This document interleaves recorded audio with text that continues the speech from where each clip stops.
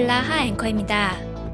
뉴욕타임스가 2016년 중국 소재 북한 식당 종업원들의 탈북을 주도했던 식당 지배인 허강일 씨의 인터뷰를 보도해서 파장이 일고 있습니다. 인터뷰에서 허 씨는 한국 정보기관 관계자가 종업원 19명 모두를 같이 데려오라고 했다면서 한국 대사관에 들어가기 전까지는 종업원들에게 행선지를 구체적으로 말하지 않았다고 말했습니다. 또한 여종업원 2명이 탔던 택시를 식당 주인이 들이받아 2명이 합류하지 못했던 사실도 새로 밝혀졌습니다. 지금이라도 늦지 않았습니다. 국가인권위원회 및 검찰은 집단 탈북의 배후가 누구인지 철저히 조사하고 북송을 원하는 탈북자들은 모두 북으로 돌려보내기를 바랍니다. 잘못된 과거사를 인정하고 사과할 때 미래도 더 밝게 열릴 것이라 믿습니다.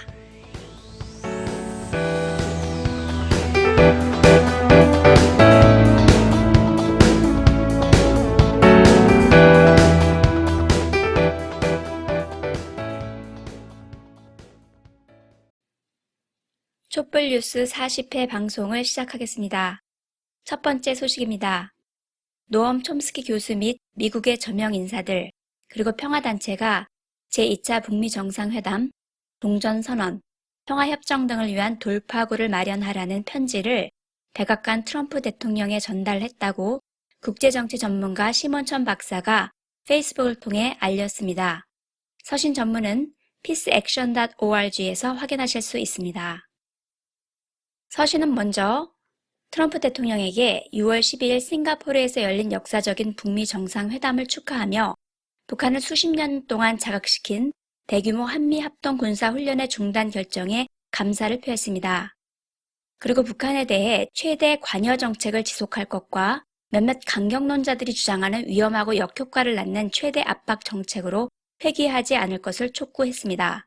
북미가 상호 신뢰와 호의의 기초를 쌓기 전 또는 미국이 북한의 양보에 대한 보답으로 북한에 대한 실질적인 안전 보장을 제공하기 전에 몇몇 미국 관리들은 북한이 먼저 신속하고 일방적인 핵무장 해체를 이행할 것으로 예상하고 있는데 이런 예상은 치명적인 실수이며 미국이 북미 간의 합의 이행에 대해 과거와 같은 실패를 반복할 수 있다고 서신은 지적했습니다.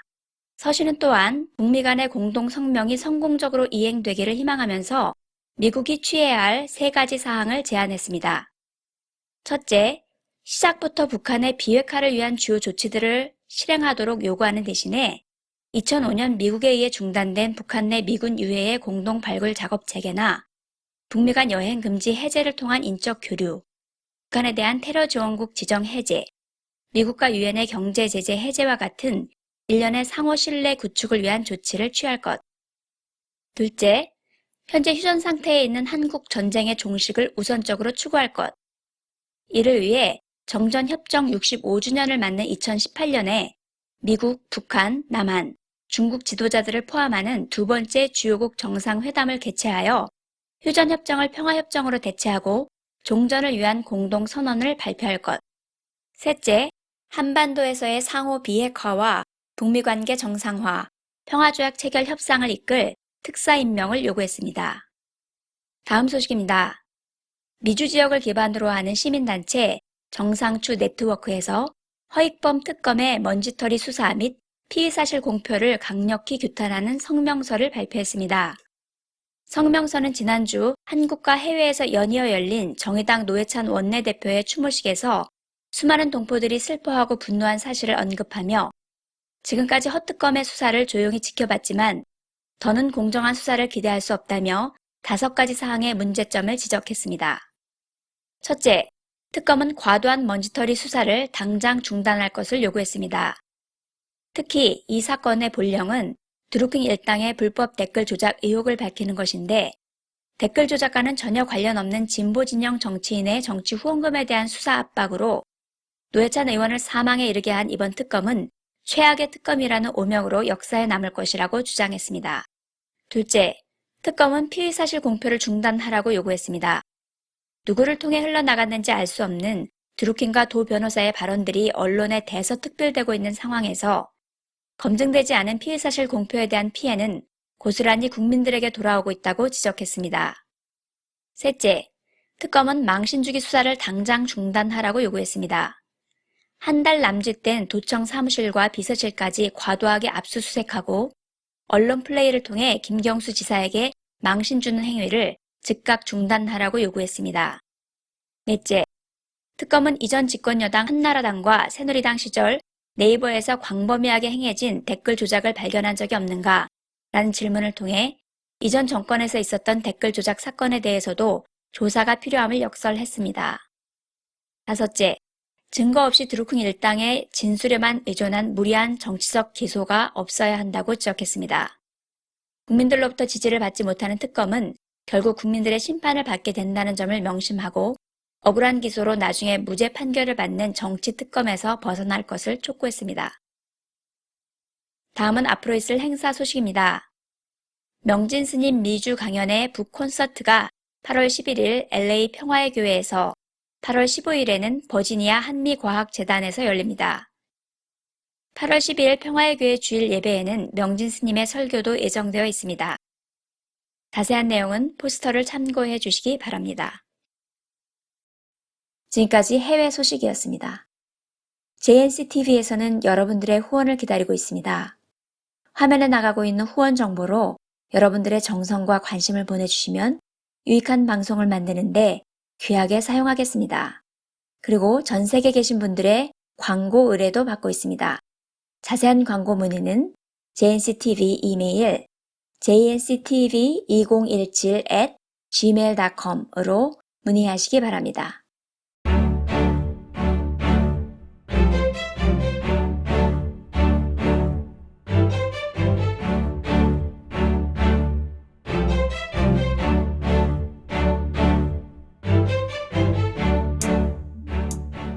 다음은 외신 브리핑이 이어집니다. 안녕하세요. 김대비 기자입니다. 오늘 외신 브리핑에서는 한국 전쟁을 공식적으로 끝내는 평화조약을 북한에 제시하자라는 제목의 7월 26일자 폭스뉴스 칼럼을 소개해드리겠습니다. 칼럼의 저자 해리 카지아니스는 닉슨 전 대통령이 설립한 국가이익센터의 국방연구 담당 국장입니다. 미국의 대표적인 보수 매체인 폭스뉴스에서 북한과의 평화조약 체결을 제안하는 칼럼이 올라온 것은 상당히 이례적입니다. 칼럼은 먼저 최근 이루어진 미군 유해 송환의 배경을 분석했는데요.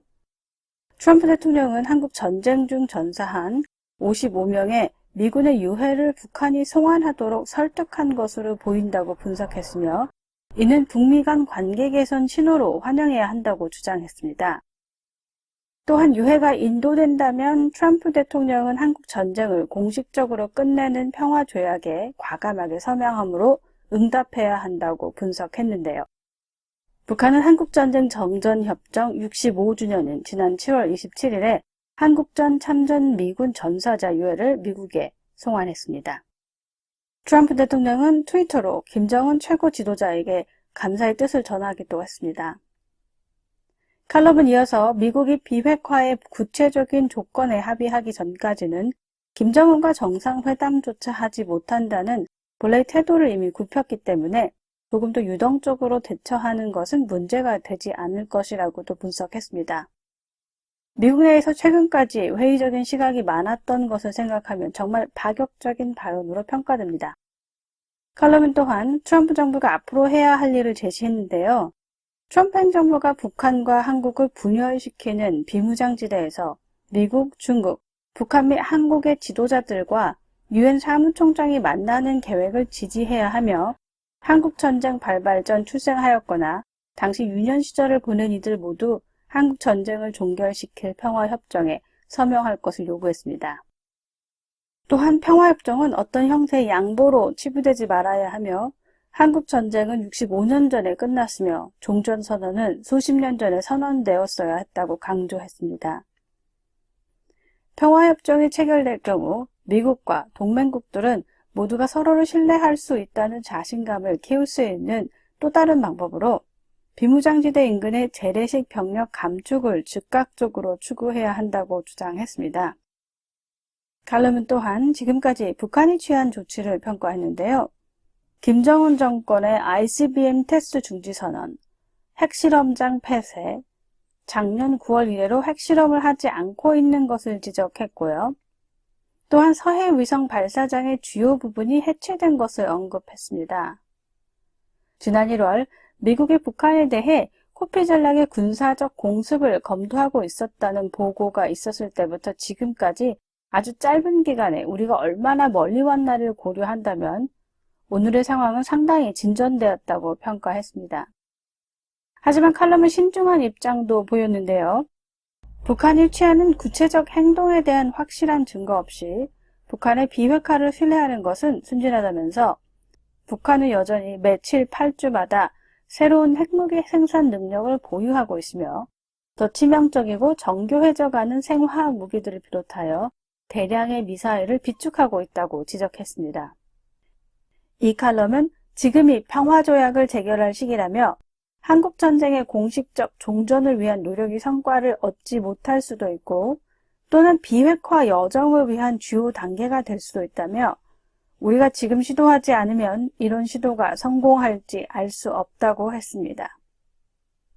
그러면서 트럼프 정부는 한국전에서 실종된 약 4,000명 중 일부의 유해를 받는 이번 사건을 분쟁을 종식시키고 김정은 최고 지도자가 미국이 진정으로 신뢰하는 파트너가 될 수 있는지를 발견하는 기회로 이용해야 한다며 칼럼을 마쳤습니다. 미국 보수 언론에서 종전선언과 평화협정 체결 요구가 나왔다는 것 자체가 참 큰 의미가 아닐 수 없습니다. 현실적으로 가까워지는 한국전 종전 공식선언이 실행될 수 있도록 남북과 미국 그리고 전 세계의 관심과 노력이 절실한 시기입니다.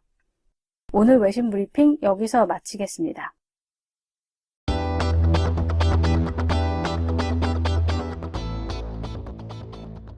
오늘 촛불 뉴스는 여기까지입니다.